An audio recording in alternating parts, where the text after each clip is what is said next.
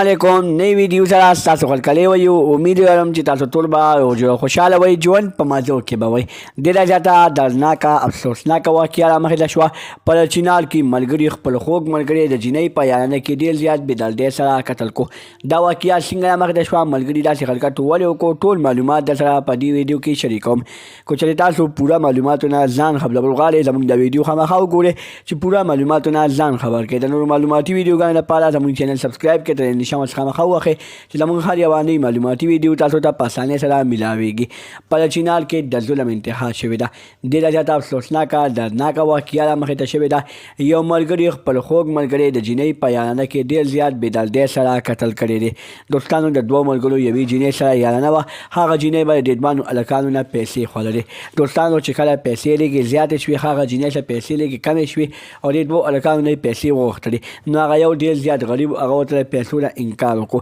بیا یې د بل نه پیسې وغوښتلې او هغه ته یې وویلې ته دا خپل ملګری مه کړه ستا ملګری ما بار بار تنګوي ما ته وایي چې ده سره ګپ مه لګوه او خالي ما سره ګپ لګوه دوستانو د هغې نه بعد دغه ملګري ته ډېره زیاته غوسه ولګله د جینۍ په خبره باندې یقین وکړو او خپل خوږ ملګري په خپلو لاسو باندې ډېر زیات بېدردۍ سره قتل کړو د هغې نه بعد بیا دغه ظالم پولیسو ګرفتار کړو دغه ظالم پولیسو ته په سرو سترګو باندې وجلل او ټول حقیقت یې ورته راښکاره کړو ورته ویې ویلې چې او زه هغه ظالم ملګری چې ما خپل خوږ ملګري دغې جینۍ لپاره ډېر زیات بېدردۍ سره قتل کو دوستانو پولیسو ته پکار دي چې دغه جینۍ او هلک دواړو له ښه بدترینه سزا ورکړي د نورو معلوماتي ویډیوګانو لپاره زموږ چینل سبسکرایب کړئ د نشان څخه مخه ووهئ چې زموږ هر یوه نوې معلوماتي ویډیو تاسو ته په اسانۍ سره میلاویږي والسلام